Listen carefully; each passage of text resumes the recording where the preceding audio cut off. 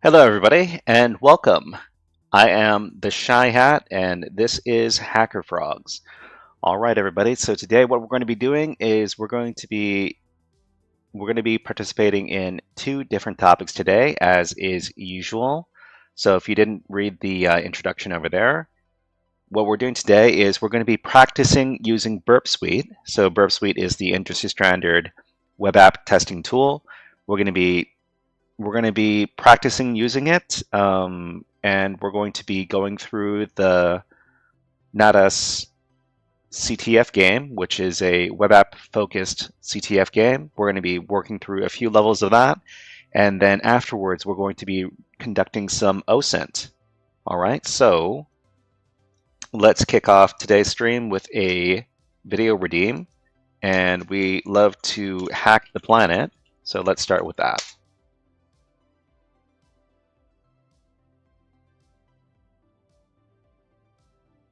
Hack the planet! Hack the planet!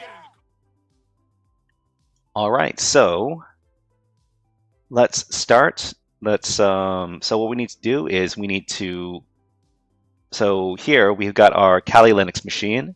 Kali Linux, if you don't know how to install Kali Linux on your computer system, we have a great guide for doing that. And you can find that over at the Shy Hat YouTube channel. Over here, let me just search inside of my videos. So that is Kali. Okay, so we've got this video on installing VirtualBox and Kali Linux. So if anybody wants to take a look at that video, you can do so at the following link. I'm providing the link in the chat right now. All right, so let us begin. The first thing we need to do is we need to start up our Burp Suite. And in order to start up our Burp Suite on our Kali Linux machine, we need to go up to the icon in the corner over here. So this is kind of like the start menu for Kali Linux. It is accessed over here at the top left. So it's a little blue icon. Click on that, and then we can search for whatever program we want to access. In our case, we want to access Burp Suite. So Burp Suite is installed by default on Kali Linux. So we should be able to find it by searching for Burp. So we just click on that. And then our Burp Suite Community Edition is going to start up. So Burp Suite Community Edition is the free version of Burp Suite. It lacks a lot of features that the Professional Edition does, but it should work just fine for our purposes.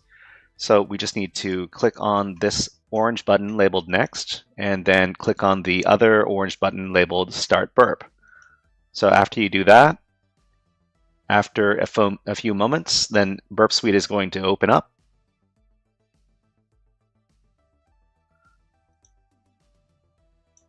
Okay, so what we want to do is we want to go over to, the first thing we want to do is we want to go over to the dashboard. So there are a number of different tabs inside of Burp Suite. What we want to do is we want to make sure we go from dashboard to target to proxy. Okay, and inside of proxy, we want to make sure that this button over here, which is labeled intercept is off, is indeed off. If it is on, then there will be a problem with browsing to different web pages, because we'll need to manually accept or drop each one of the requests that come in. So we definitely want to set intercept to off before we start our exercise, okay? And the next thing we want to do is we want to open up Burp's browser. So Burp Suite has a browser which we can use, and the browser is connected to Burp Suite. So we just need to click on this button right here or this button right here, which is labeled Open Browser. So we're going to do that. And then the Burp browser is going to open up. So the Burp browser is a Chromium browser. Let's make this a little bigger. And it's a Chromium browser that is connected to Burp Suite. So what we can do inside of the Burp browser is we can navigate to whatever web pages that we want to conduct some testing, okay? So Let's search for the Natas CTF.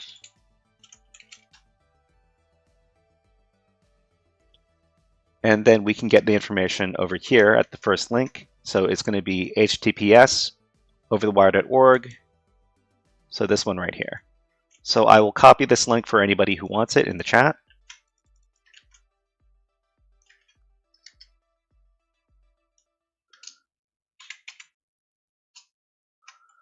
So it says here that Natas teaches the basics of server-side web security. All right, they say that there is no SSH login, and we can access each level of Natas consists of its own website located at http natasx.natas.labs.overthewire.org, where X is the level number. Okay, for example, the first level is Natas 0 and is located at this URL right here. So what we're going to do is we're going to copy this and we're going to navigate to that page. Keep in mind that the username and the password for this level are both going to be Natas 0. So we can go ahead and paste in the link, and it's going to ask us for a connection for a username and password. So the username is going to be Natas 0, and the password is going to be the same. Okay, so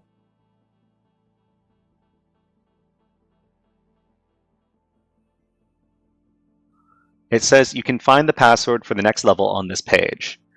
So all right, so this is where we can start using Burp Suite. So we can minimize the browser, and then over at Burp Suite, we can go over to the proxy HTTP history tab, and we can navigate to the bottom. Okay, so over at the bottom here, there are all the different web requests that we've made. And I think what we're looking for is the host. So the host over here is going to be Natas 0. natas0.natas.labs.overthewire.org. So this is the landing page over here. And what we can do after we select this, so it's going to be the first GET request to natas0.natas.labs.overthewire.org. After you click on the request, then you're going to see the request in the request window, and you will see the response to the request in the response window over here. If you'd like to see a prettier version of the response, you can always click on inside of the response window. You can go from pretty to raw hex, and you can click on render over here, and that's going to show the render view. And this is an approximation of what the web browser would display when you load up the response to this page. Okay. So what we can do is we can put this request inside of actually we don't need to. So the request over here, let's see if we can make this a little bit bigger.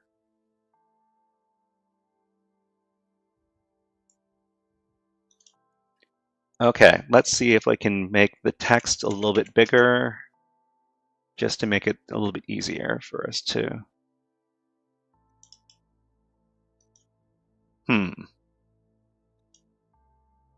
Okay. It looks like, you know what? I'm going to look this up really quick just to see if I can make it easier for everybody to see, because I certainly don't want people to have a hard time seeing what I want to show you. Okay, so I'm going to search in another browser tab. I'm looking for BurpSuite BurpSuite response request window text size. Okay, so font size would like to increase. I'm using the community. Okay, so I'm going to, let me just grab this so I can put it in a browser. Not this browser, but this browser.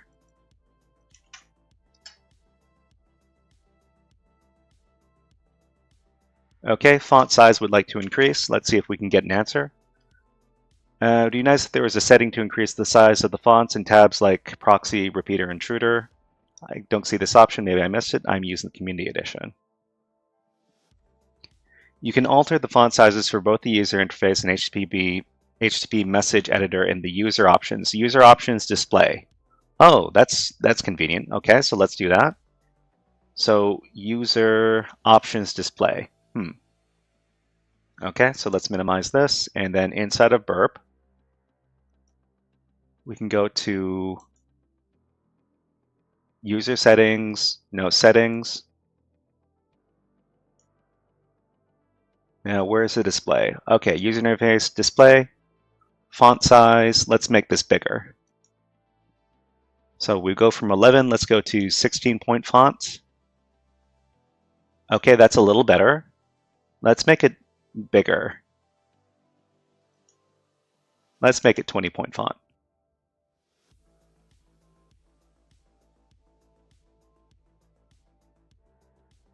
Okay, so can we use these settings to control Burp's appearance on high-resolution displays?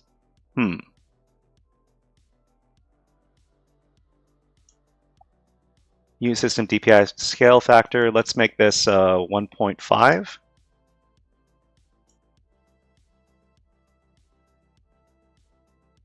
Can we make this even bigger though? Because these because if you see, this window is still pretty small, and this font is a bit hard to read on the stream. Let's see if I can make this.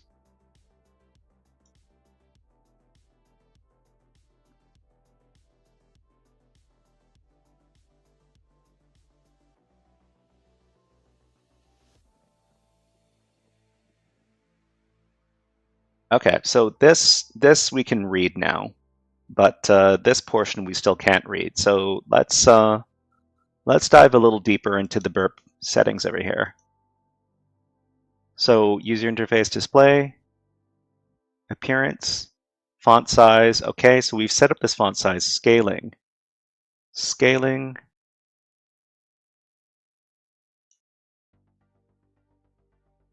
tab display.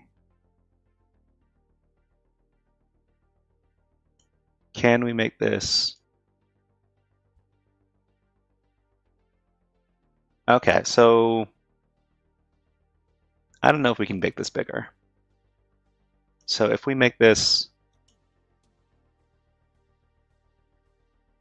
the problem here is that even though, so this font over here becomes larger, and that's good.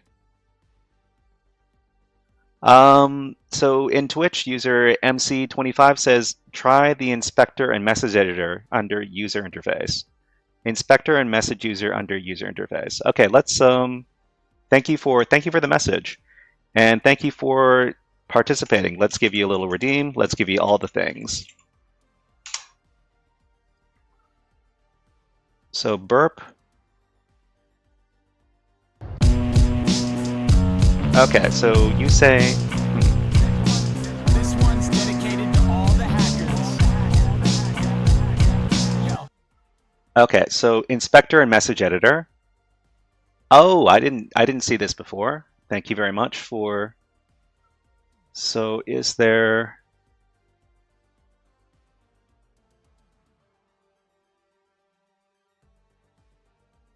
Oh, we can HTTP message display using settings control how HTTP messages are displayed. We can change the font.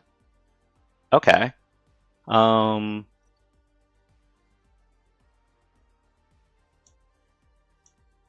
Let's see if we can change this font to 16 and press OK. Oh, that's much better. All right, so let's see. Let's make it 20-point font. Yeah, that's much better. That's much better. Okay, so hopefully you can all read this now, because that's what I wanted to do. I wanted to make this nice and legible for everybody. Okay, so where were we? So this is the GET request to the Natas 0 page, And we've got all of our your usual HTTP headers over here, all the required ones anyways. And then what the response is over here. So we can set the response to render. So this is going to give us the render view, the web browser render view. But what we really want to look at is we want to look at the pretty version. So the pretty version, this is going to show us the HTTP response headers over here. But more importantly, inside of the response, we can see all of the HTML code. So we've got our header over here, and the header information is never has to do with solving the challenge in the Natas CTF. But it says here in the actual content, it says you can find the password for the next level on this page, and it says that the password for Natas 1 is this right here. Okay, so this is the password for the next level. So we typically solve this inside of the web browser, but in this case we're going to be solving it inside of BurpSuite, just so we can familiarize ourselves with using BurpSuite. So if anybody has any questions about what we're doing, feel free to leave your comments in chat, and we'll try to address your comments as soon as possible. So what we need to do is record this. So we're going to copy this, and I'm going to create a separate little file to record these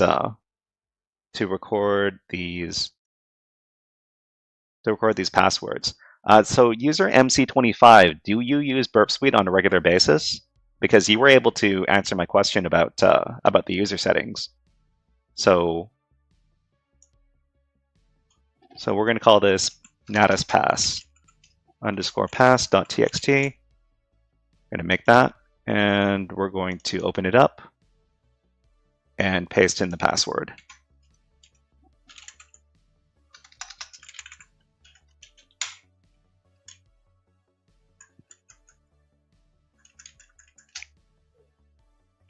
Okay, user, so MC25 says, used to do a lot of web stuff learning, and I remember looking for the Zoom. Oh, okay. So you have used BurpSuite before. Glad to have you here. Okay, so let's navigate to the next page inside of the Burp browser, and remember the Burp browser is the Chromium browser.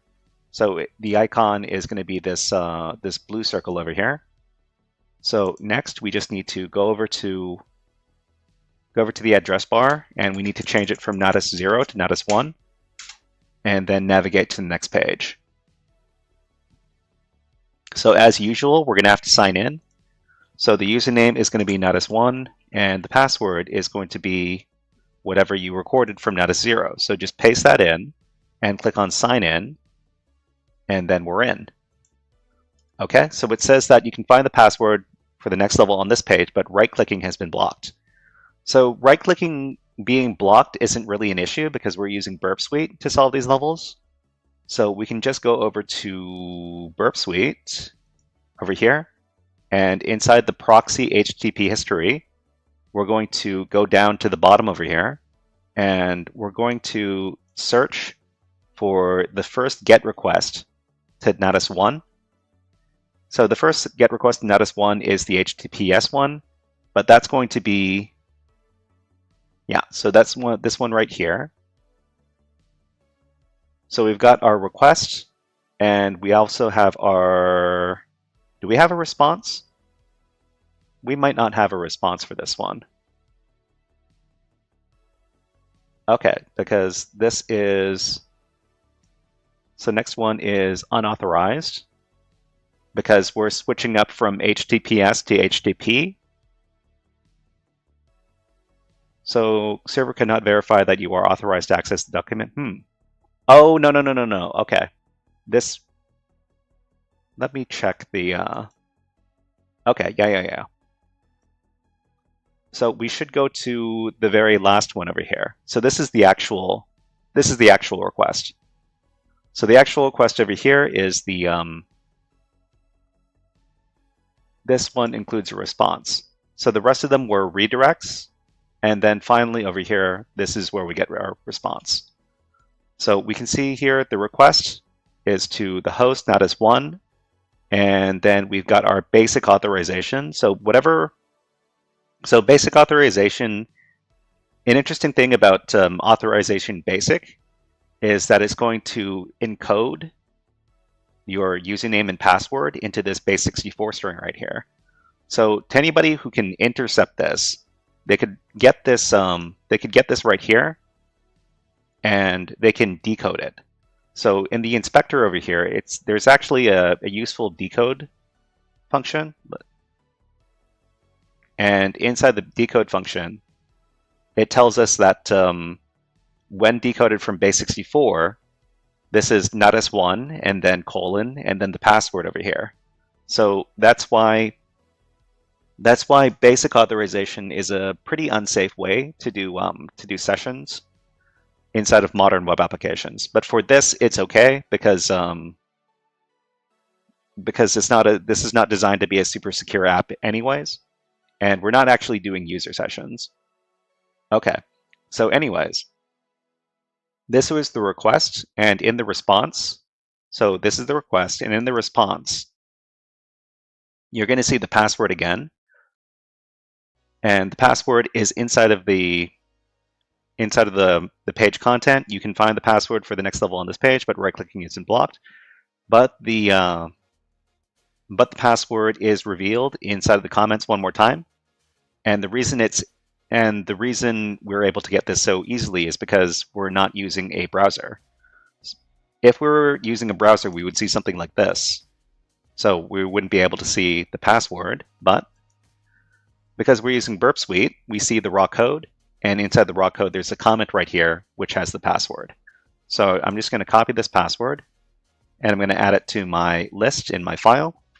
So copy that. And then for Natas2, we have this password.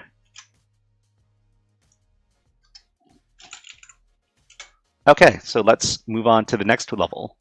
So once again, we're using the Burp browser, and in the Burp browser, we can navigate to Natas2. Natas2 over here is going to ask us for our sign-in. So we've got our username, Natas2, and the password, we're going to paste it in.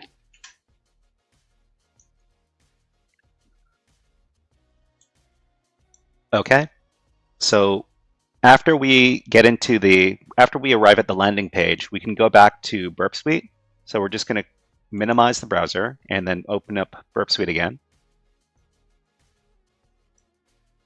So we've got our HTTP history one more time. We're going to scroll down a bit.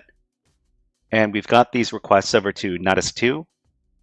So Natas2, we've got the second to last one.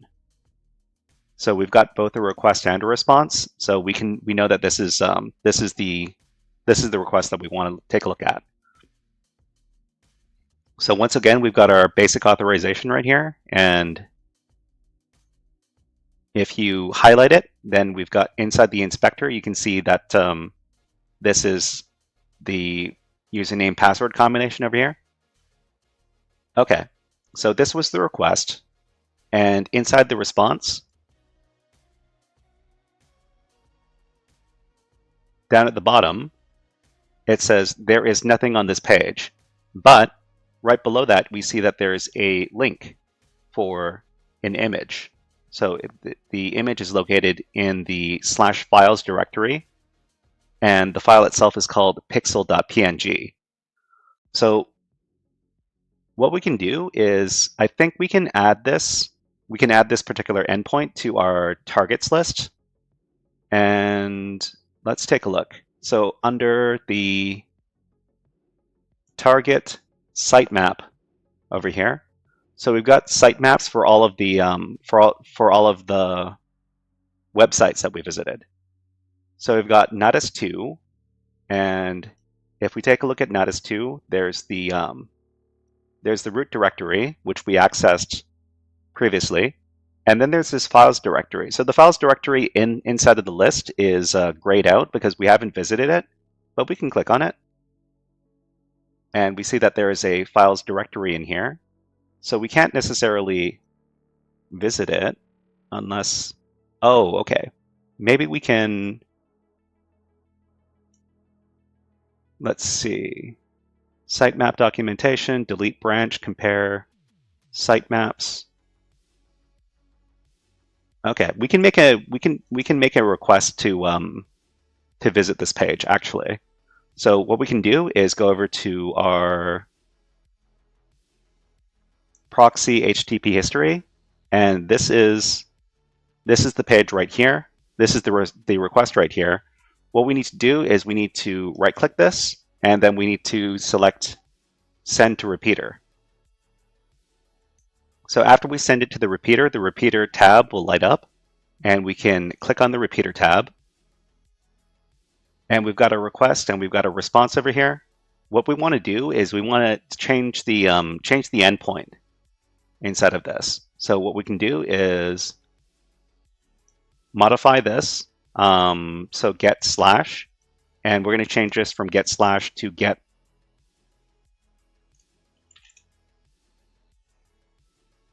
Is it files? Let me take a look at the, so target files, okay. So get files slash, okay? And then we're going to send this. And it says index of files.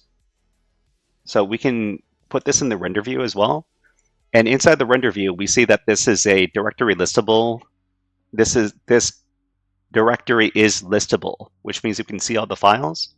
If we were to put it in the pretty view, we'll see here that we've got index of files. Where is it? Okay, we've got our users.txt, and then we have our, where's the file? Where's the pixel.png over here? And we've got links for both of these files. There's the link for pixel.png, and there's the link for users.txt. We can't necessarily navigate directly over here, but we can certainly access this file directly by using the repeater. So we can do get files, and we can change that from get files slash to get files users.txt. Okay, and then after we've modified this, we can send the request again by clicking on this button. And inside the response, we get the response headers, and then we get the content. It says that the content type is text/plain, and we get our username passwords over here. And inside the usernames and passwords is the password for Natas 3. So that's what we want. So we can just copy this and then copy it to our file where we're keeping track of all the passwords. So Natas 3, we're going to paste this in. Next level is Natas 4, but let's open back up the Burp browser. And just for fun, let's redeem a little video message. Which video message should we redeem? How about the Stellar Jays? So these are Stellar Jays. They're my favorite local bird, which I feed at the bird feeder every day, and they look a little bit like this.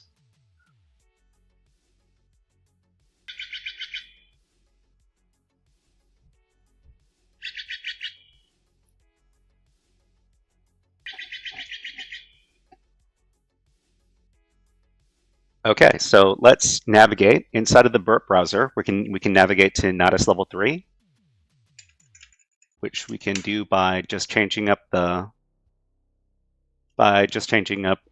address. So this is Natas 3. Of course, the username is going to be Natas 3, and the password we're going to paste in and click on sign in. Okay, so one more time, it says there is nothing on this page. But let's go over to BurpSuite and see if there's actually nothing over there.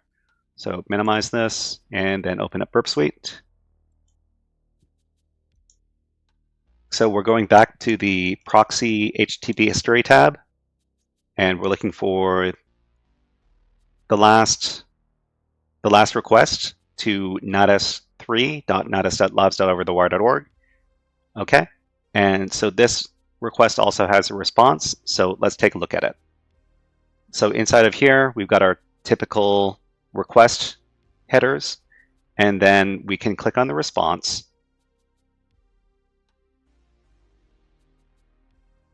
And it says there is nothing on this page.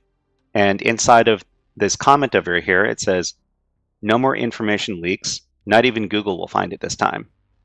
So we could actually ask ChatGPT how Google would find an information leak on a website. So let's do that just for fun to see if ChatGPT is going to give us the right answer. So over at ChatGPT, I'm going to sign in so I can get some better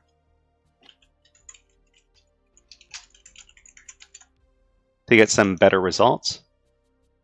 Let me grab my password for this.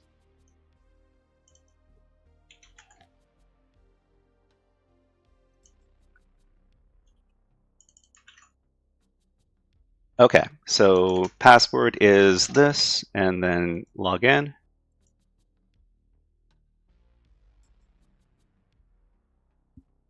Okay, so I'm going to close the sidebar, and I'm going to ask ChatGPT, how could Google pick up information leaks from websites?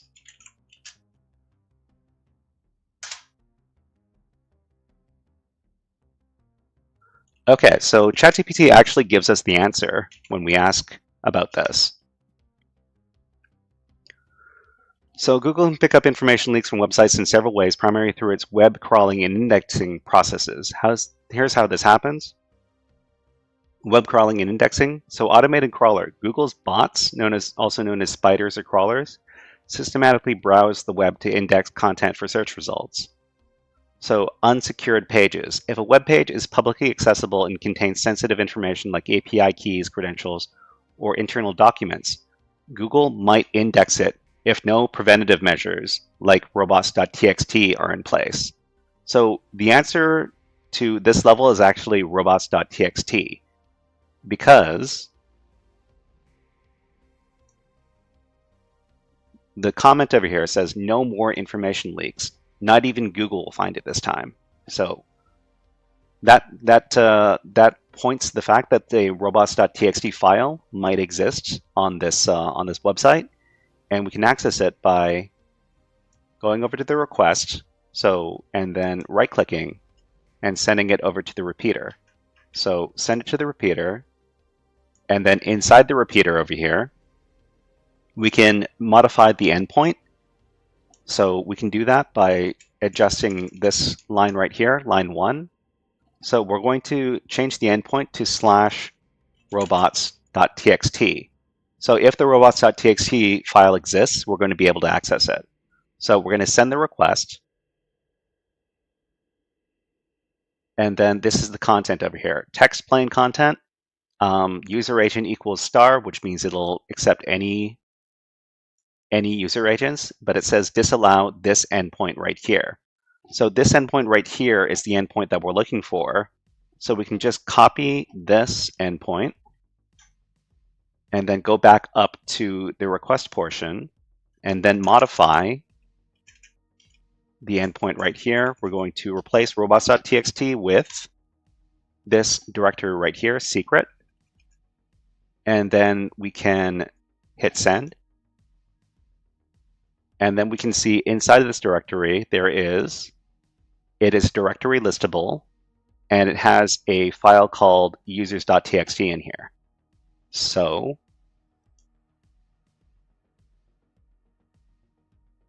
we've got our users.txt file, which is located in this directory. So we can navigate to this file. We're going to copy this, and then in the request portion, we're going to edit the endpoint so that it reads /secret/users.txt. So we can send this, and the response we get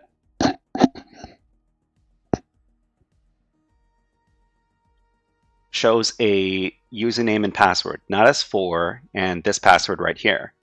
So we're going to copy this password, and we're going to add it to our list of passwords. So we're going to minimize this, and then over at our passwords file, we're going to paste this in, and we're going to proceed to the next level. So go back to the Burp browser, and we're going to navigate to Natas level 4.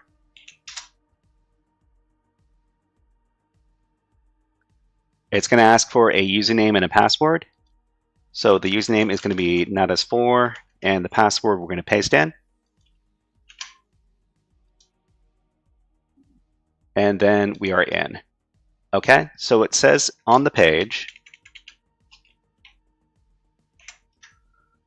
access disallowed. You are visiting from empty string, while authorized users should come only from this URL right here, http natas5.natas.labs.overthewire.org. Okay, so if we know that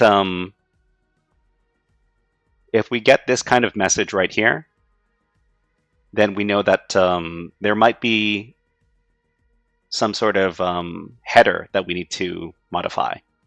So actually, let's ask ChatGPT and see if it can solve this level. It's probably been trained on this before, but let's just check. Okay, when trying to access a web page, we receive this error message. What could be the issue? And then we will include the error message, and let's see if ChatGPT can solve this.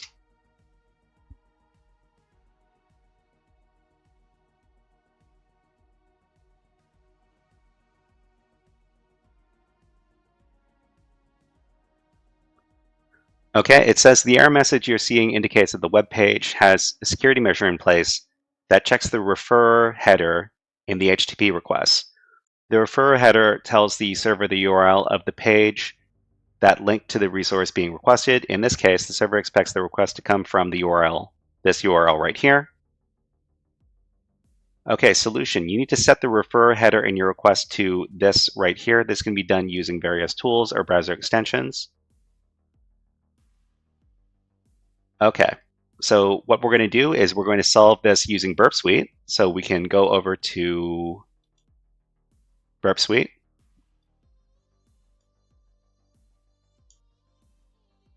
And we're going to go to Proxy, HTTP History tab. And we're going to grab the last request from Natas4. Okay, so this has a request and a response. And it also has, this is the request that we're looking at inside of the Burp browser. So we're going to send this to the repeater, right click, send to repeater, and then we're going to navigate to the repeater over here. Okay, so over here, what we need to do is we need to add a refer header to all these HTTP request headers. So I'm not sure if we necessarily have to place it in a specific order in order to be legitimate, but let's just try adding it to over here. So in here, we're going to leave a space, and we're going to add the refer header over here, just like this, and then we're going to paste in. Whoops. Oh, okay. So we can modify this.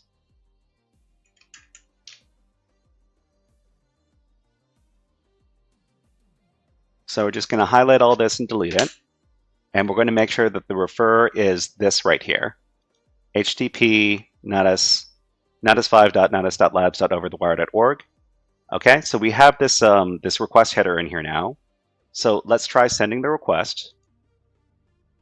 And we receive an HTTP OK. And then over at the end over here, it says access granted. the password for Natas 5 is this right here. So let's copy this and add it to our files.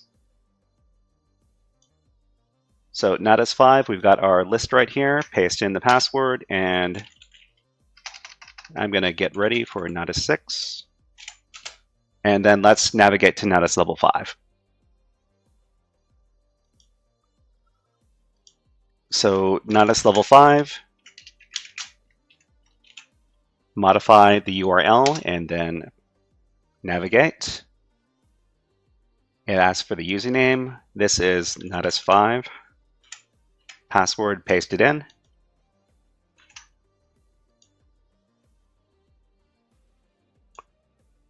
Okay, it says here, action disallowed, you are not logged in. So that's a funny error message. Okay, so what we can do is we can go back to BurpSuite. And in BurpSuite, we go back to the proxy HTTP history tab. And down at the bottom here,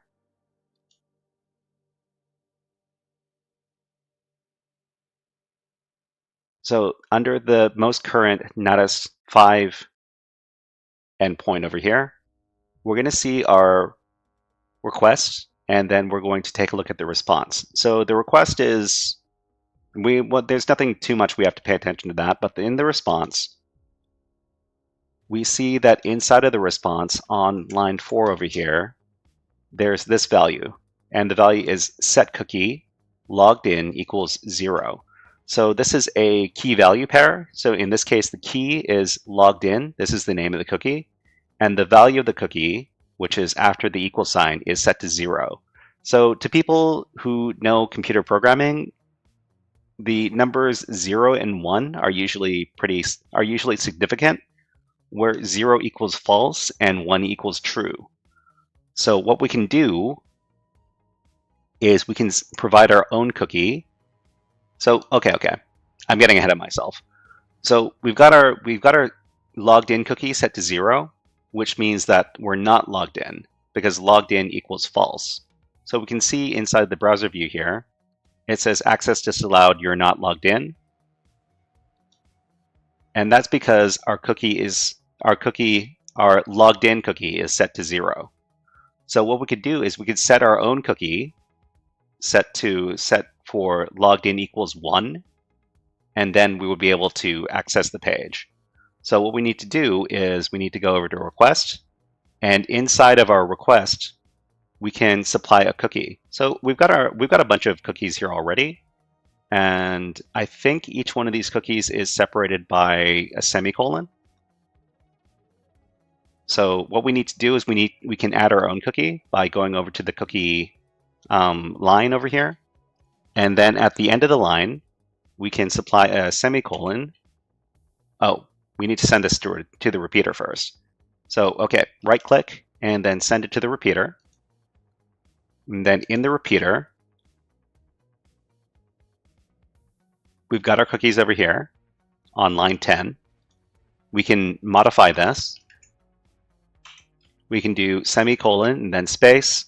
So this cookie is named logged in, like that, and then equals, and then supply a value. So we're going to supply logged in equals 1, which is true, and then we're going to send this request with this cookie, and we should be able to access the page. Okay, so the response here is 200 OK. And it says access granted, the password for Natas 6 is this. All right, so just copy the password over here. Oh, I copied too much. Copy it, and then minimize BurpSuite. We're going to supply this to our password list. Okay, and then we're going to navigate to the next level. So inside of the Burp browser, we're going to navigate to Natas 6.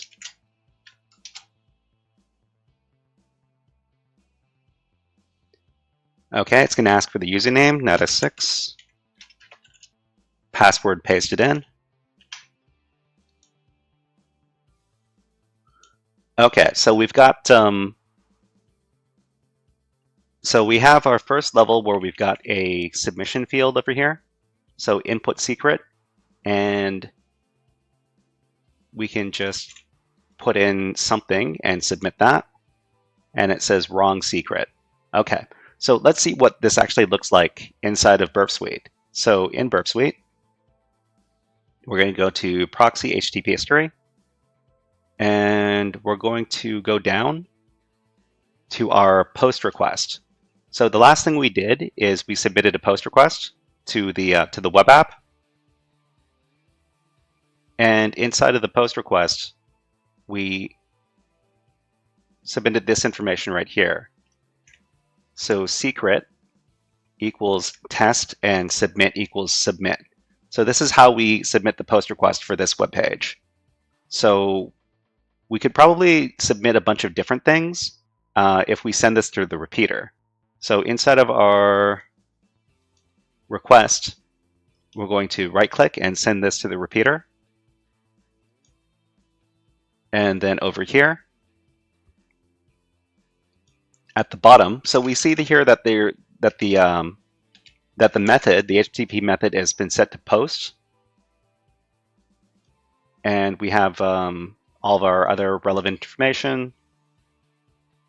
In the body of the post request, we can send our information. So secret equals test and submit equals submit. So when we send this by itself, it's going to say wrong secret because we didn't send the right thing in the post request. So what we can do is we can go back to the web page, and we see that there's this link over here for view source code. So view source code, I think, let's see if we can find this inside of BurpSuite. So over at BurpSuite, we can go over to the target sitemap. So target sitemap, this is Natas 6. And we see here that there is this over here. There's also source.html. So this is going to give us a source. So we actually haven't made this request before, but we do have the request section over here already filled out. I think what we can do is we can get the response by sending this to the repeater first. So we can send this to the repeater, and in the repeater we can send the GET request, and it's going to say, oh, okay, we need the basic authentication. So we don't have the basic authentication here. Okay, we can get the basic authentication cookie, or the basic authentication header rather. So over at proxy HTTP history, in the post request over here, there's this authorization header over here. We can highlight that and copy it. And then over at the repeater, we can supply. So where exactly we should insert this, I'm not exactly sure, but I'm just going to post it. I'm just going to put it underneath the host header here. Okay, so we've got our authorization, and then we're going to send the request again, and then the response is okay.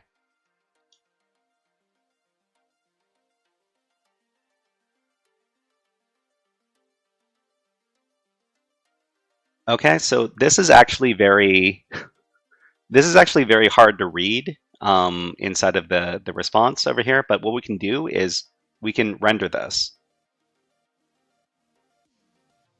So this is the code for the page. Inside of the code, we say that I wonder if we can make this bigger.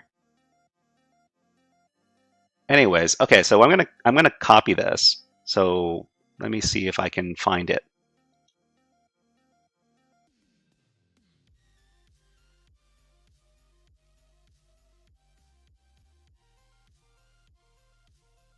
Yeah, this is hard to read.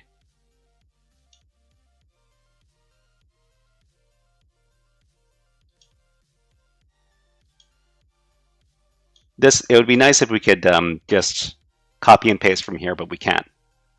So this is why I'm going to go to the browser, and in the browser I'm going to click on View Source Code. So the source code is over here. I'm going to copy this, and then I'm going to go to another website. Let's go over to Online PHP.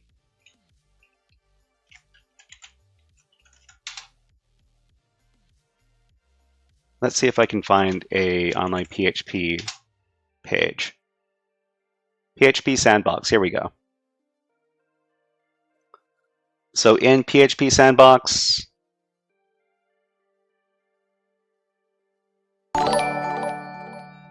oh, BreakSec is raiding with a party of 6. Thank you very much, and welcome raiders.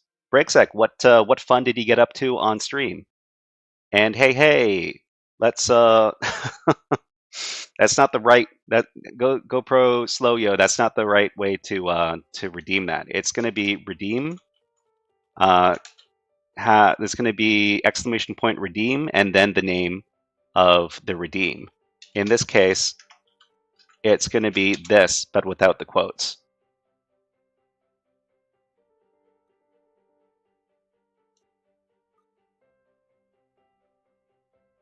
But yeah, welcome to everybody from BurpSuite stream.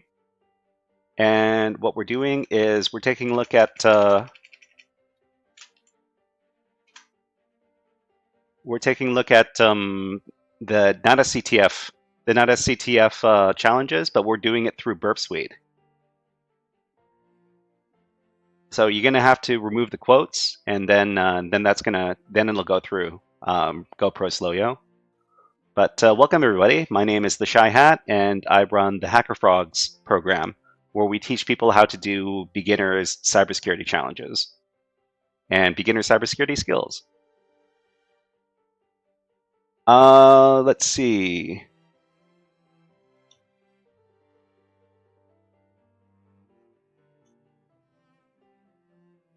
So let's see. Natas from Over the Wire. Yes, Natas from Over the Wire. Yes, exactly. Okay. So GoPro Slow Yo, let me redeem that for you. You got to use the exclamation point before redeem.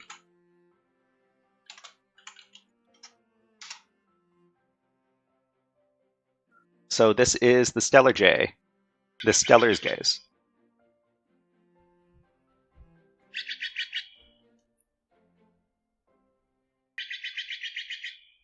So it wouldn't be a Shy Hat stream if we didn't take a look at some Stellar Jays. Stellar's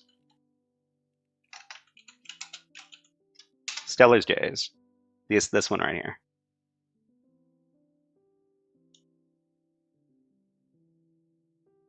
So I think there's a 5-minute cooldown on that particular redeem.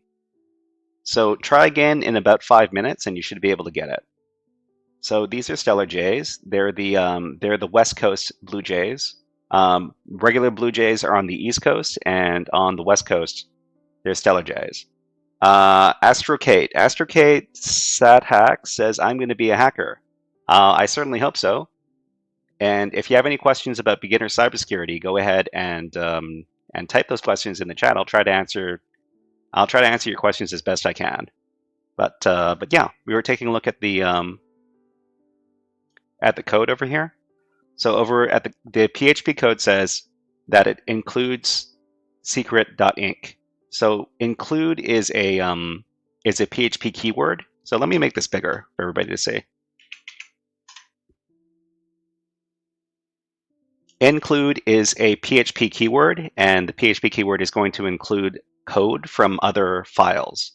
So we're going to include this directory and this file, secret.inc, in our PHP code. So, and then this is going to be a post request. If array key exists, submit, and then post. And if the secret is equal to the secret over here, then it's going to print access granted. The password for Natas 7 is censored, this thing. Otherwise, it's going to print wrong secret. So we're trying to figure out what exactly the secret variable that we're looking for is. So does anybody know where we could look for? So there's a secret variable here, and we don't know what the secret variable is because the secret variable is not in this code. Does anybody know where we would look for this secret variable?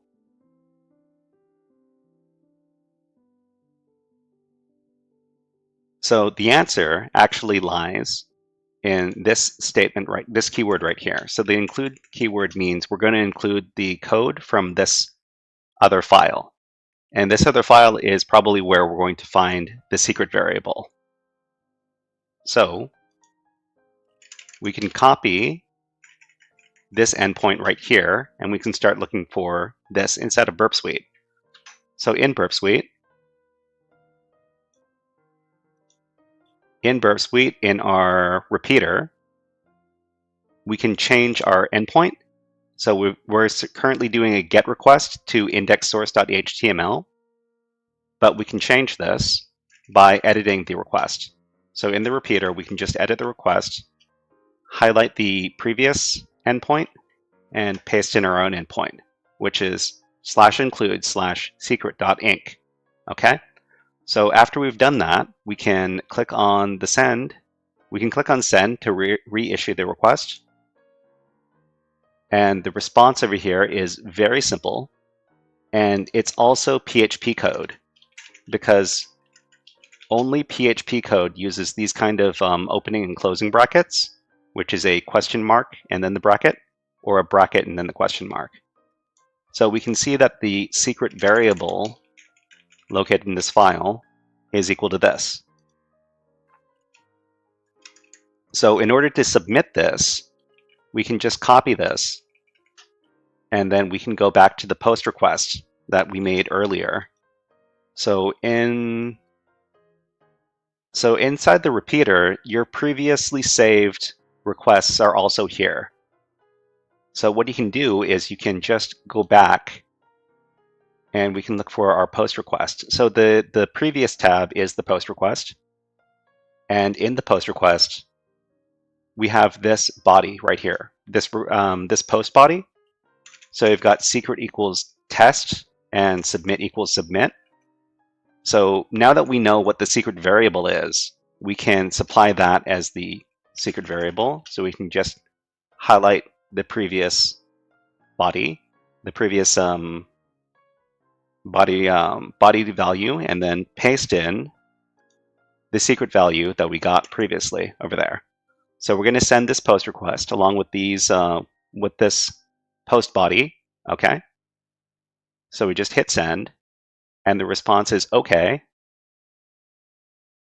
And you see access granted. The password for Natas 7 is this right here.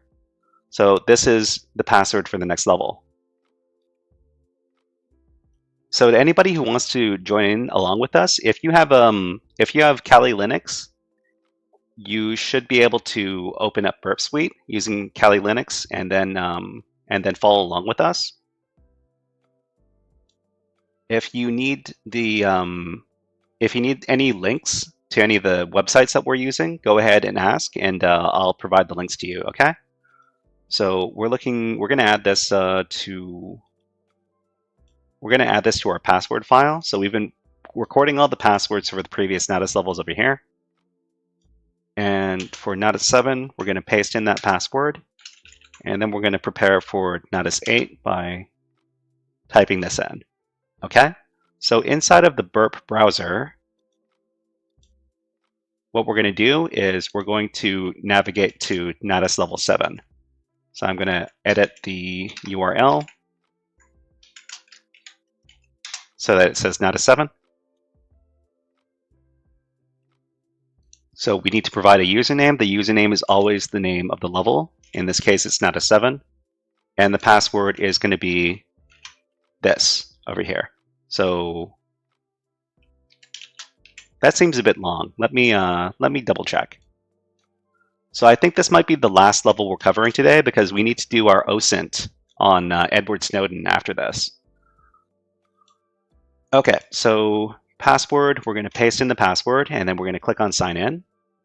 Okay, so we arrive on this landing page over here, home and about. Okay, so let's take a look at what it looks like in Burp Suite. So in Burp Suite, we need to go to our proxy HTTP history tab, and then down at the bottom,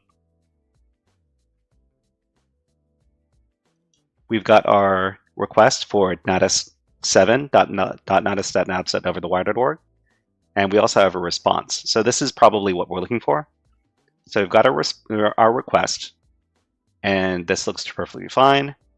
Inside of the response, at the bottom over here, we have a hint over here. So password for web user Natas 8 is in /etc/natas_webpass/ Natas 8. So this indicates to us that this is a file location inside of Linux because it's inside the /etc directory. So the other indication that as to how to solve the level is we have our H references, our links rather, and the links are all to index.php with a URL parameter. So URL parameters that provide page content are an indication that this could be a local file inclusion vulnerability. So what is a local file inclusion vulnerability? That's when web apps reference files that are on the web server, but they're done in such a way where they could be accessed. They're set up in a way where any file on the web server, not just the web files, could be accessed by the web application. So over in the browser, if we click on these links, then you're going to see that there's a URL parameter over here, and you can tell that this is a URL parameter. Let's navigate to one of these, and I'll show you what this is all about. So let's copy this URL parameter here, and then in the request portion, we're going to navigate. Oh, we can't navigate. We have to put this in the repeater first. So we're going to right-click, send it to the repeater, and then in the repeater, oh, there's nothing in the repeater. Hold on. Proxy HTTP history, and then right-click, send to repeater, and then in the repeater we've got a request. Okay, so the request over here, we can actually send this to /index.php, and then page equals home. So this is one of the links. So we're going to send this request. Right. Okay. So this is a URL parameter right here. You can tell that it's a URL parameter because it comes after the endpoint, and then there's a question mark, and then a key value pair. So the key is page and the value is home. What we can do is we can give a very special URL parameter to test for local file inclusion. So the typical way to test for local file inclusion on a Linux server is to give the following string. So it's going to be // and then you just repeat this maybe 7 times or 8 times. So a series of .. slashes to move up the file tree, up to the top of the file tree, and then we're going to move to the bottom of the file tree. No, not the bottom of the file tree. We're going to move to the desired file, and in this case, I'm going to try to navigate to etc/password. And this is a file on a Linux server that has all the user accounts on it. Okay, so we're manipulating the URL parameter to try to get access to a file on the web server that we're not supposed to have access to. So if we send this request, we see that our response is okay. And we see that inside of the response, there is all of the users on this Linux file system. So that's an indication that we have local file inclusion on this target over here. So how do we use this to read the password for the next level? So if we go over to the browser and we take a look at the page source, it says, hint, password for web user Natas8 is in /etc/Natas_webpass/Natas8. So what we can do is we can access this file directly by, we're going to highlight this and copy it. And then we're going to go over to Burp Suite. And in Burp Suite, we're going to, inside the repeater, we're going to modify our request so that includes that file. So it's going to be, what we're going to do is we're going to move up the file tree using the local file inclusion vulnerability. And then we're going to move directly to the /etc/Natas_webpass directory and then access the Natas8 file over here. So we're going to send this request. And the request came back okay. And we get this content right here. And this is the password for the next level. So we're just going to copy this. And then we're going to add this to our list of passwords. Okay, so I hope everybody had fun solving the Natas CTF challenges with us using Burp Suite. Unfortunately, we've run out of time, so what we're going to do is we're going to switch over to our next topic, and the next topic is going to be doing OSINT. So OSINT is open source intelligence, and it looks like my music has stopped playing. I'm going to start up some new music.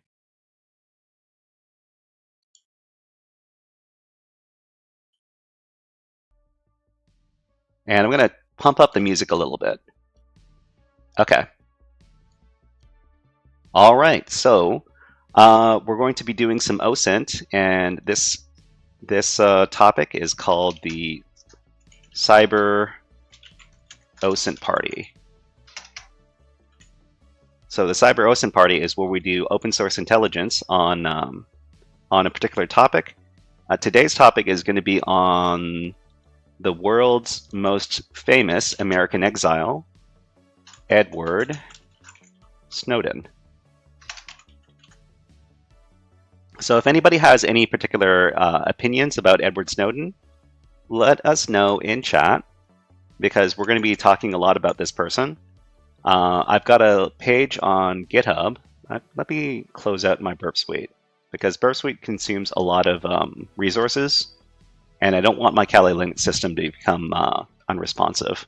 So save this file, exit. Okay, we're back to Firefox.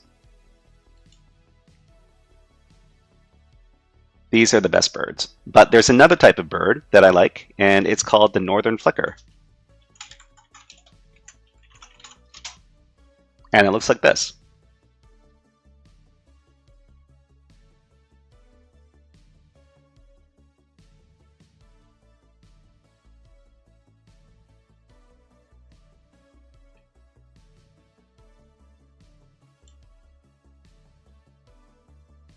That's strange. My redeem didn't go through. Let me try it from my other interface.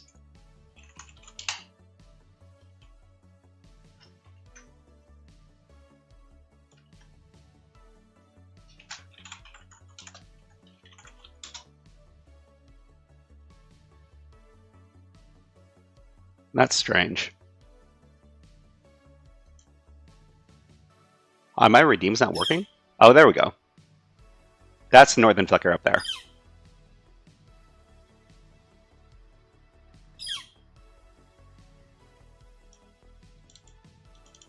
So to anybody who doesn't know, the northern flicker is a woodpecker that lives in the Pacific Northwest. And these guys are very, very pretty. So you can see that they have these mustaches. So the males have these mustaches. So sometimes the mustaches are red, and sometimes the mustaches are black, but they're very, very pretty birds. Okay, but anyways, we're talking about Edward Snowden, aren't we? So I'm going to go to my GitHub page. So GitHub, the Shy Hat, and we're doing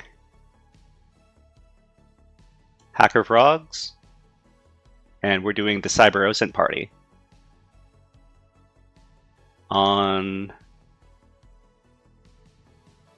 Oh, did I not save this? Hold on. Oh, I forgot to save the file. Okay, I'm going to save it now. So we're doing it on Edward Snowden. And we've got our file over here. So to anybody who wants to take a look at the questions that we're going to be answering about Edward Snowden, you can find them at the following link. So we're going to figure out a bunch of information about him. We're going to figure out what his legal name is, his date of birth, his hometown, where this person has lived, what companies they've worked for, their controversies and notoriety, and what published works they have, if any, social media links, and maybe we'll touch a little bit upon their personal life. So I'm going to start editing this file. So to edit the file, I need to be logged in. Okay, so let me sign in. So let me grab, this is GitHub.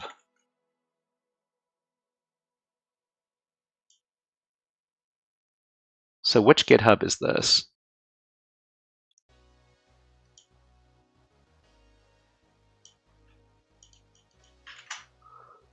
Okay, so this is username the Shy Hat. Password is this. Sign in.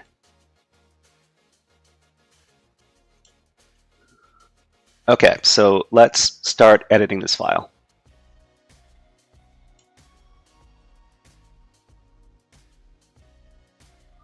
So I'm pretty sure I can collapse this file tree, and I'll make this nice and big so we can see what's going on.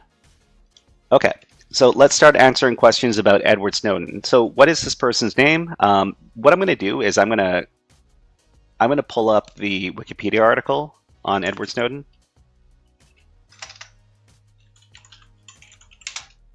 And we're going to start from there.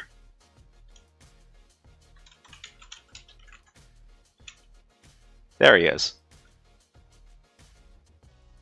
So this is Edward Snowden. And let's see. Okay, so what I'm going to do is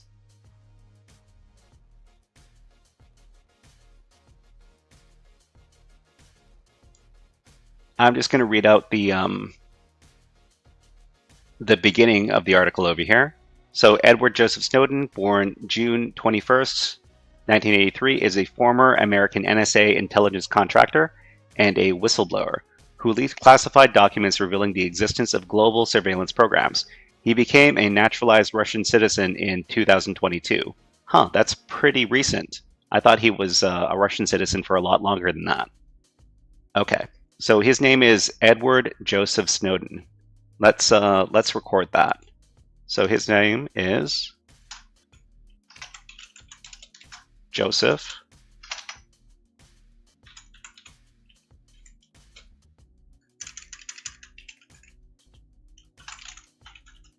Okay, and does he have any aliases? So I don't think they're going to list any of his aliases inside of Wikipedia, but we should try asking ChatGPT if Edward Snowden has any aliases. So let's ask.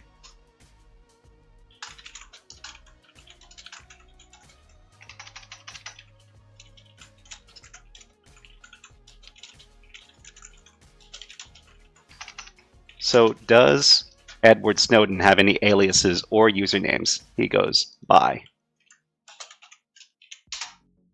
This is the question. Okay, so Edward Snowden has used a few aliases and usernames.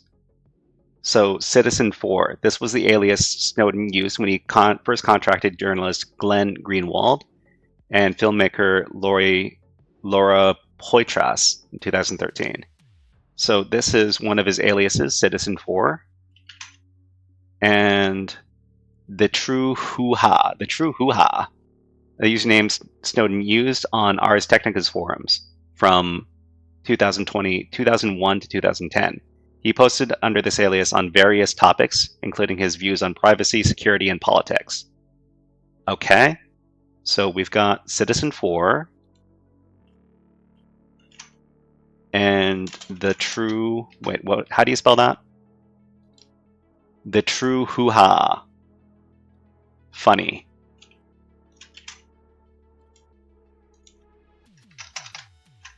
Okay, I'm also going to check another resource, so we could try another AI to see if it can find anything different. And that's going to be Perplexity. Perplexity.ai. Okay, I don't think I need to sign in to use this. So let's just ask, what aliases has Edward Snowden used?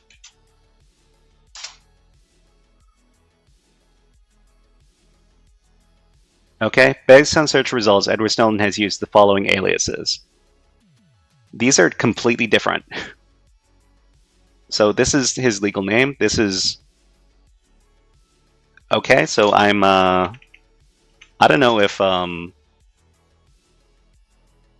This was a pseudonym that Snowden used in the clandestine world of intelligence while working as a contractor for the NSA.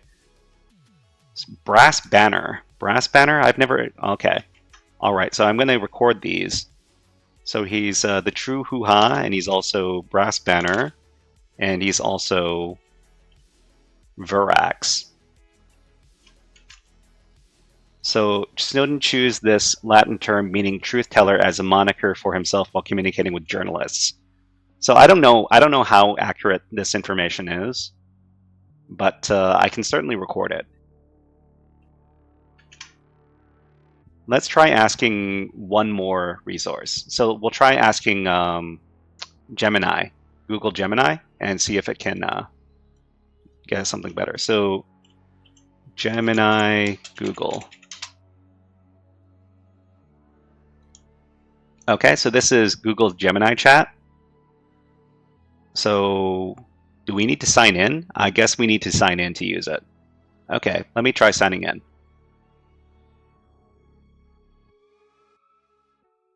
Is it going to sign me in automatically?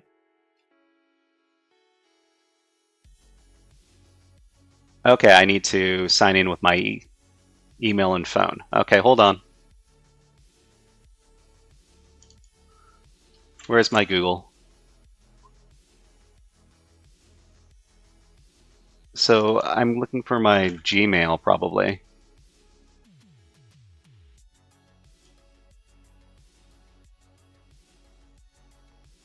Okay, this is my typical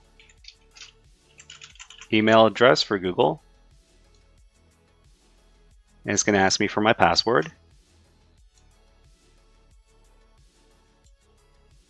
And then I'm going to need to use my get a verification code. All right. Hold on. I hope nobody's watching.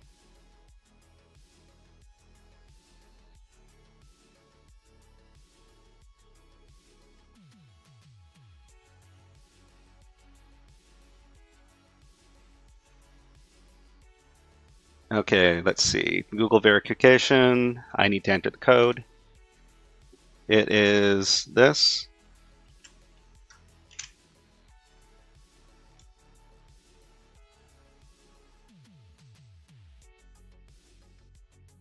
The things I do just to use some AI chatbots. Okay, so let's. What aliases has Edward Snowden used in the past?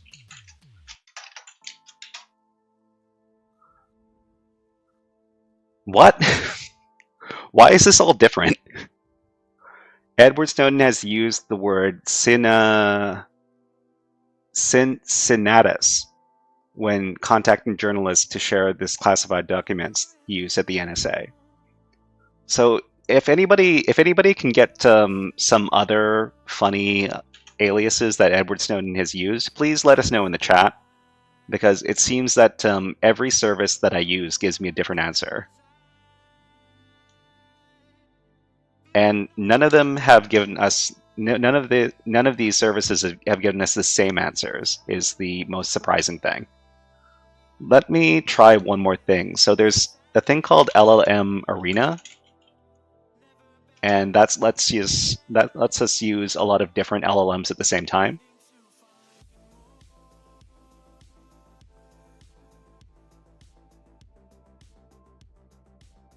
So we can test different LLMs at the same time. I'm going to do Arena side by side, and then I'm going to check which models we're using. So a powerful model that I know of is Claude, the Claude AI, and they've got a Claude, and they also have Llama. Llama is Facebook's AI, so I'm just going to try using Llama as well. And I'm going to ask these two if they know about Edward Snowden's aliases. What are Edward Snowden aliases? Alias is. Send that. It's going to give us all sorts of different stuff. I know it. Okay, so Verax, the true hoo-ha, his real name, Edward Snowden. We've got Verax, we've got Cincinnatus, we've got John Daubertin, used this alias when he booked at a hotel room in Hong Kong. John Daubertin, okay, this is a new one. So I'm just going to copy this. Can I not copy this? Okay, I can copy it. So this one question gave us a lot of information. Okay. So date of birth, hometown. This should be easy. So we can get this directly from the Wikipedia page. So he was born in North Carolina.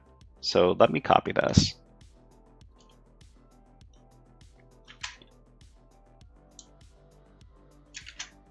So he was born on June 21st, 1983 in Elizabeth City, North Carolina, USA.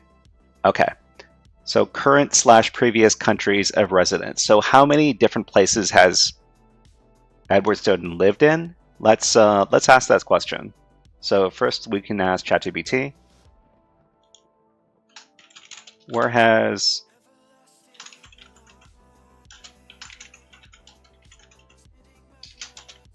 for how long? Okay, so we're going to ask ChatGPT, and ChatGPT says, Edward Snowden has lived in several places. Okay, United States, North Carolina, Maryland, Hawaii. So, and then he lived in Hong Kong. Oh, okay. So Edward Snowden fled to Hong Kong after leaking the NSA documents. So he was in Hong Kong for a little while. He was there for a few weeks. And then he went to Russia. Ah, okay. Okay, so he lived in North Carolina, Maryland, and Hawaii. Let's record these places in our. So North Carolina, Maryland, Hawaii, and then he lived in Hong Kong. Although that Hong Kong was not for a very long time, and then in Russia. Okay, so companies they've worked for. So Edward Snowden was a contractor. Some people say that I'm not exactly sure if he was an actual cybersecurity expert, but he did work in network administration, I think.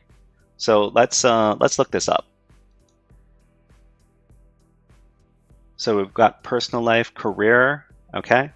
So feeling of duty. So he was so he was in the military, okay.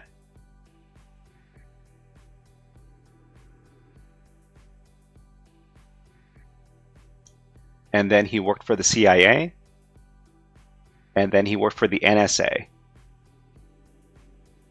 and then he worked at Booz Allen Hamilton.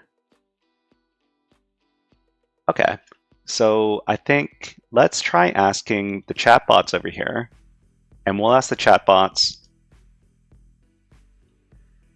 to the best of your knowledge, what is the employment history of Edward Snowden? Send that.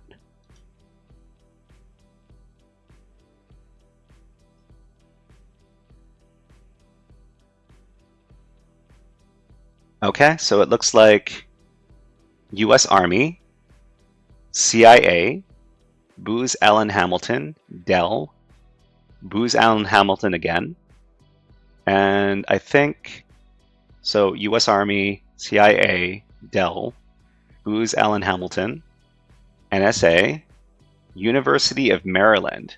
Oh, okay. So we've got an extra piece of information from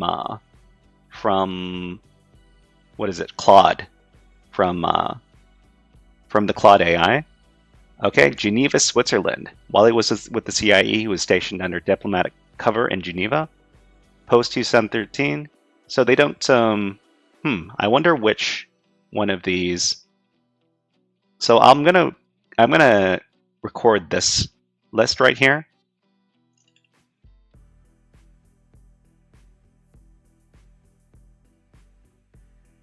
Just because it has a couple of extra entries. Okay.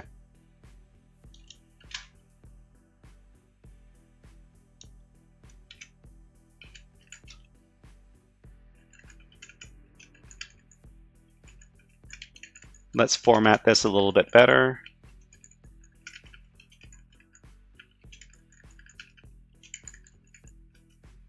Okay, so who are Edward Snowden's known associates? So who are some famous people?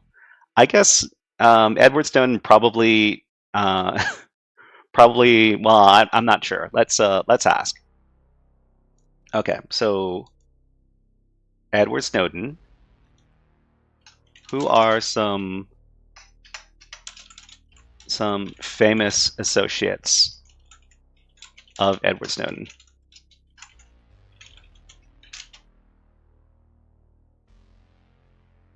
Okay, Glenn Greenwald, journalist and lawyer.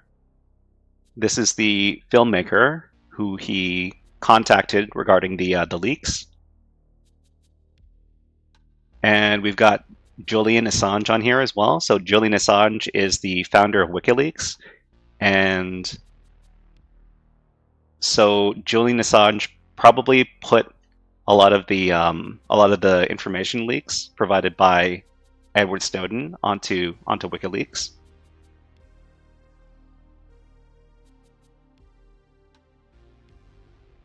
Okay, so of these people, this is the person I know the most. So I'm just going to put this person in the known associates category.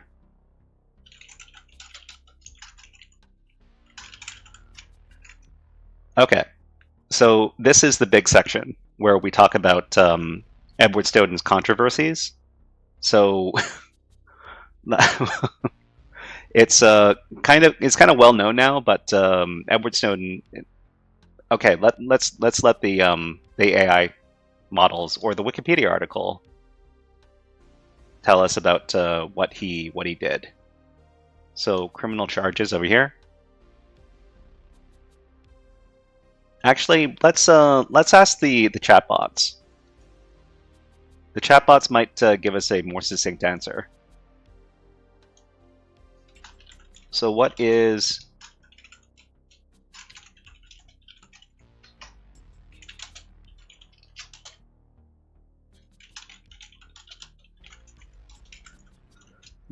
Edward Snowden famous for? Provide a concise answer.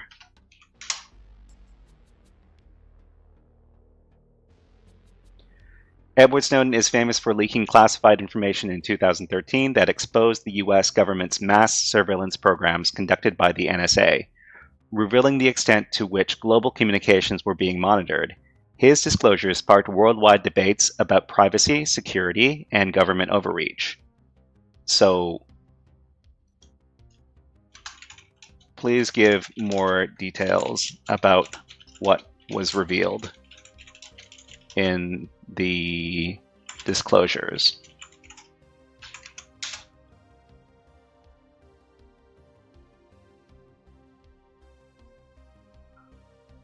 Okay, Edward Snowden's disclosures in 2013 revealed extensive details about the US government's global surveillance programs, primarily conducted by the National Security Agency, or NSA.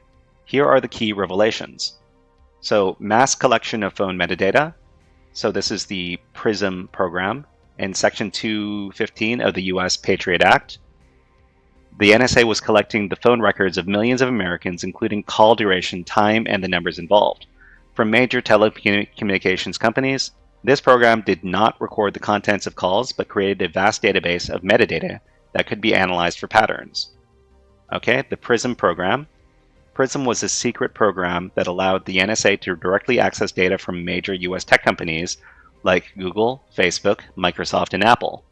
This data included emails, chat logs, videos, photos, and more from both US citizens and foreign nationals. Global intelligence, internet surveillance. Okay, so these are the programs called X-Keyscore and Tempora. X-Keyscore was a tool used by the NSA to search and analyze vast amounts of internet data collected from around the world, including emails, online chats, and browsing histories. Tempora, operated by the UK's GCHQ in collaboration with the NSA, tapped into fiber optic cables to intercept internet data on a global scale. So they were also monitoring foreign leaders and governments. The NSA was found to be spying on foreign leaders, including allies such as the German Chancellor Angela Merkel.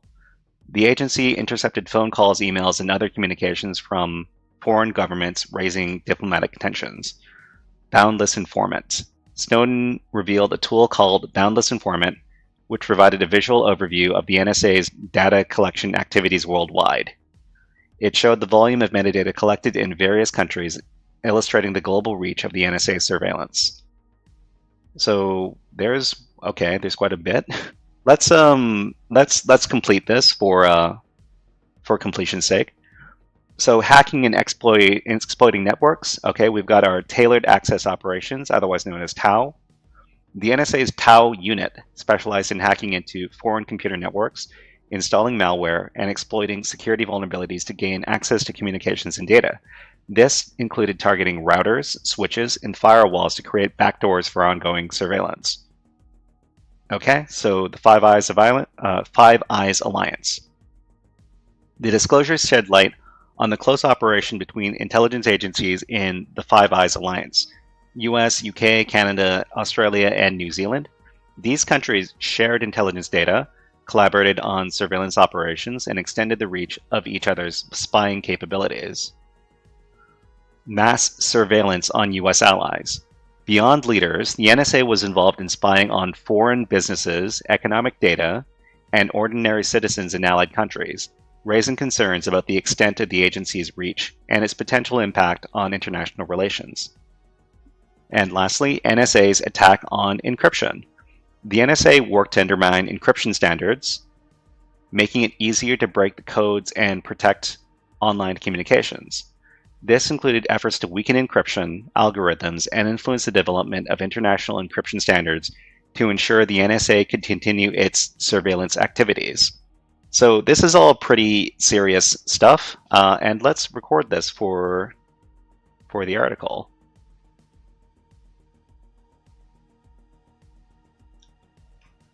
Copy that and paste it in here.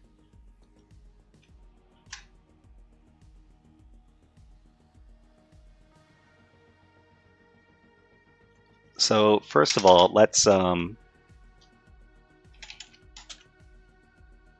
Snowden's leaks revealed the following information. Okay, that's pretty big. Let's move on. So published works. Does Edward Snowden have any books that he's published? It should probably be in his, oh, he's got a bibliography. Okay, so he's got one book called Permanent Record, And let's take a look. So Permanent Record is a 2019 autobiography by Edward Snowden, whose revelation sparked a global debate about surveillance. Okay, so 2000. I didn't know about this book, and I might look it up. So I'm just going to copy this, and I'm going to put it in my. So he created this. He wrote this, rather. Okay, so social media links. So I don't know if Edward Snowden is a very prolific, if he does a lot of posting on social media. I wonder if he has a Twitter account. So let's Google that real quick.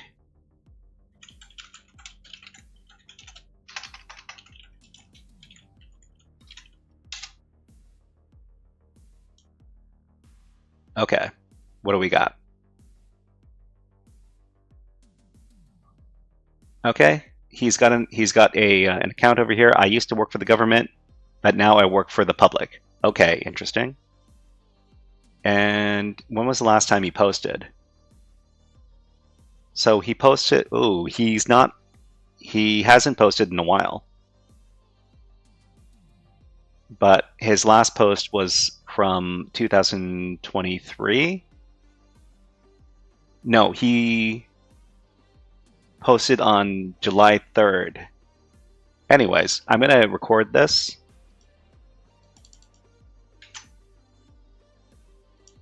Okay, so he's got a X account. Let's see if he has an Instagram account.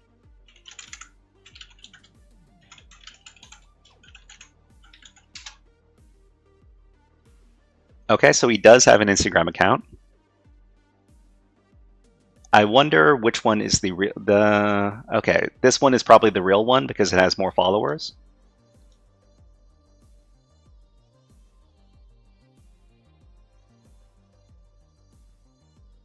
Okay, so he doesn't post, and I'm not sure if this person doesn't seem to post here on a regular basis, but I'm going to record this one anyways. What are some other? Can anybody suggest any other major social media accounts that I should look at?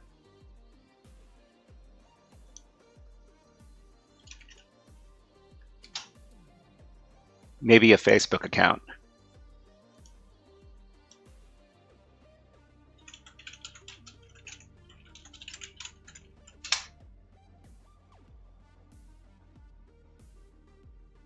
Okay, so maybe Edward Snowden doesn't have a Facebook account. Okay, but we've got a couple of his social medias. Maybe if I just search for social media, they might have a. Okay, he's got he's got his Wikipedia, and it doesn't look like he has. Does he have a YouTube channel? Okay, so let's search on YouTube.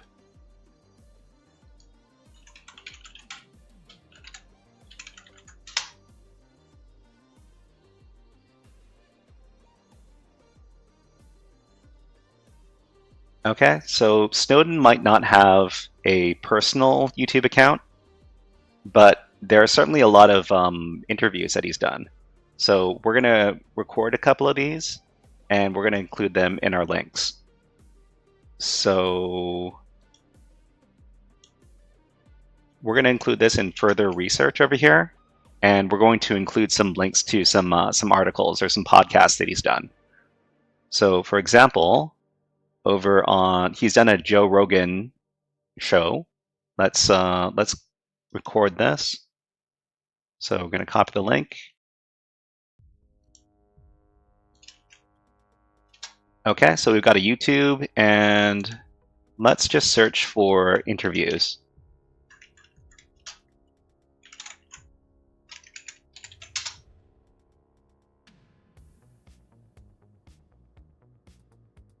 Okay, so we've got an hour-long interview from MSNBC. Let's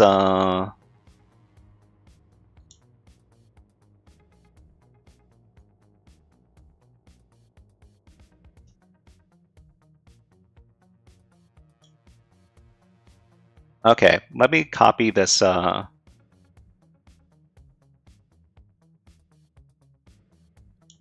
do I copy the address?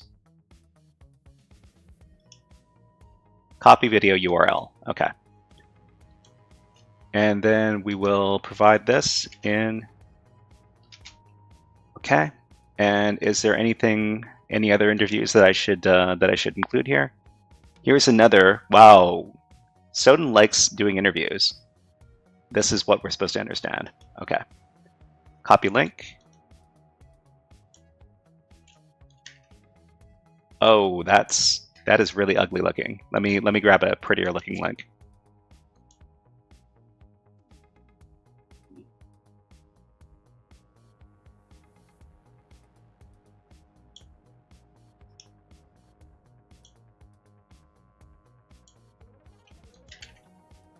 Okay, so the last thing we're going to do is we're going to take a look at Edward Snowden's personal life. I don't think he's married, and I don't think he was married before he started doing this whistleblower stuff. So I don't think he has a family or anything like that. But let's check. So is there a personal life section in Wikipedia? I don't think there is. Oh, personal life. Okay. So, okay. So he is married. Snowden revealed to The Guardian that he married Lindsay Mills in a courthouse in Moscow. So he got married after he fled to Russia. So he currently lives in Russia. He married this person, who is who? An acrobat and a blogger. Okay. The couple's first son was born on December 2020. Let's just record this as his wife's name.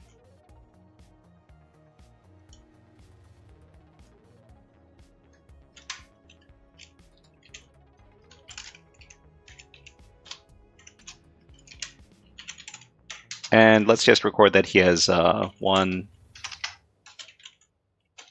son. And when was the son born? First son was born in December 2020. Second son was born sometime before September 2022. Okay, so let's record that.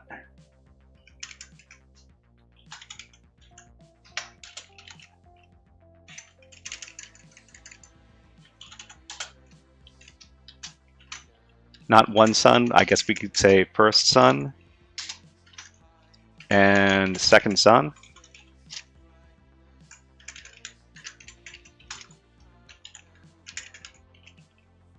Okay. All right, so we've done a lot of research on Edward Snowden today. Does anybody know if there's any other information that I should record about Edward Snowden before we finish up? Hold on. Clicked on that by accident.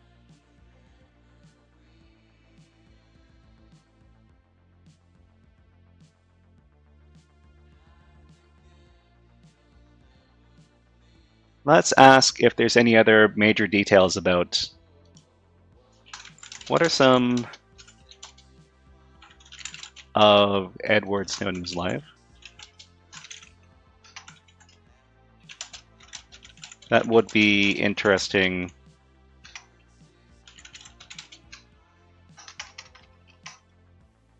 Oh, you know what? What can you tell me about life after he moved to Russia?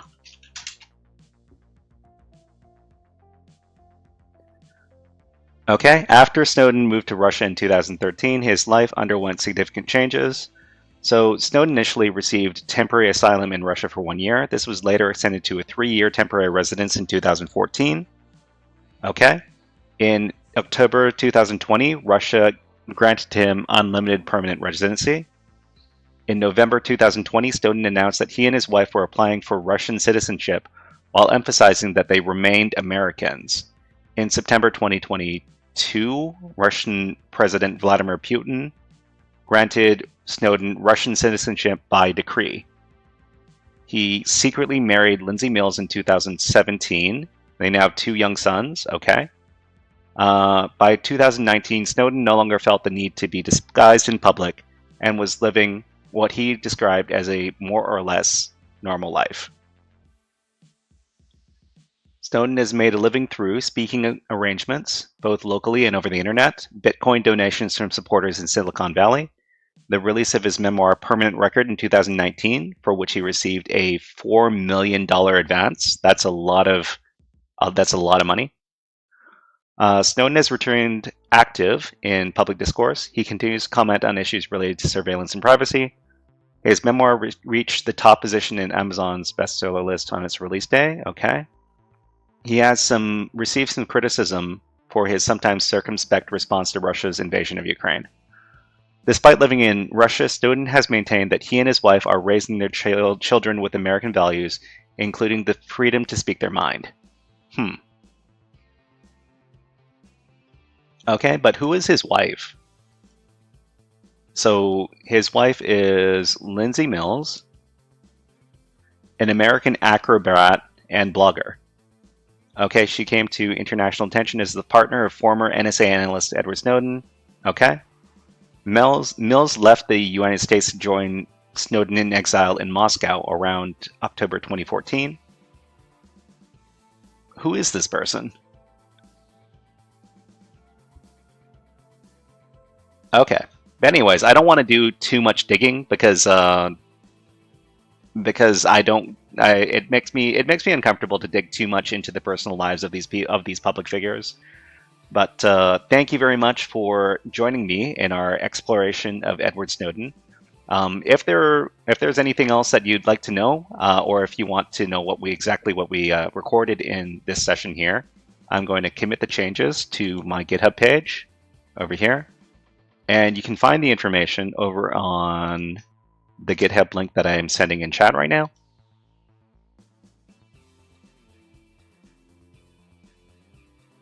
Oh, this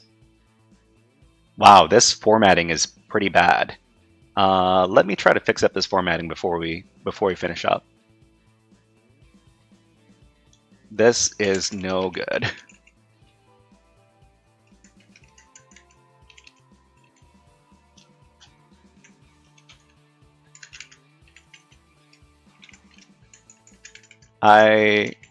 Normally I wouldn't give too much.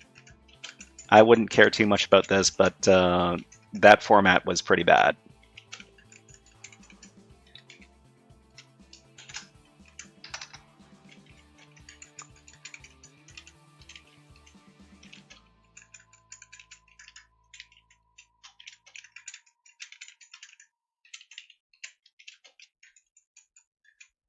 Okay, so I'm going to. So hopefully this looks better than it did before. This looks better. Okay, so this is a lot more readable. Okay, and like I said, if you want to take a look at this file, I'm providing it to everybody in chat. What we're going to do is we're going to find somebody to raid. So if you're on Twitch, then what we like to do is we like to find other InfoSec streamers to give them more exposure at the end of the stream. And the list of these creators can be found at infosecstreams.com. And I'll provide that link in the chat to everybody.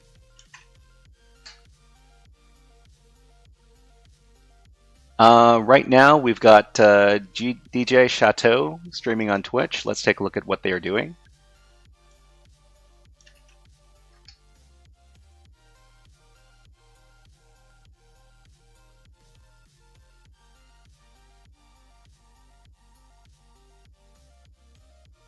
Okay, DJ Chateau is doing Web Security Wednesday, Hack the Box Retired Machines.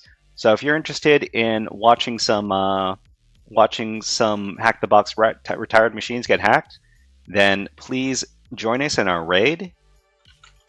And we're raiding DJ underscore Chateau. Before we finish off, let's do a little Hack the Planet, because that's what we like to do.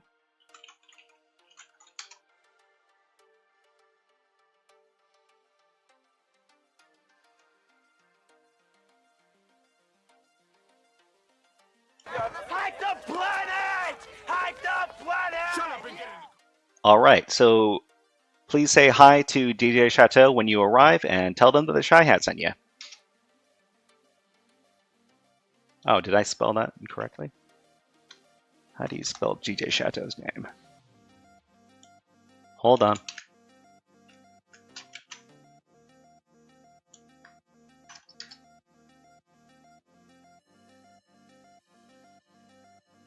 All right, thank you very much, everybody, for watching. We're going to be back on Friday when we're going to be doing some hacking. So stay tuned for that.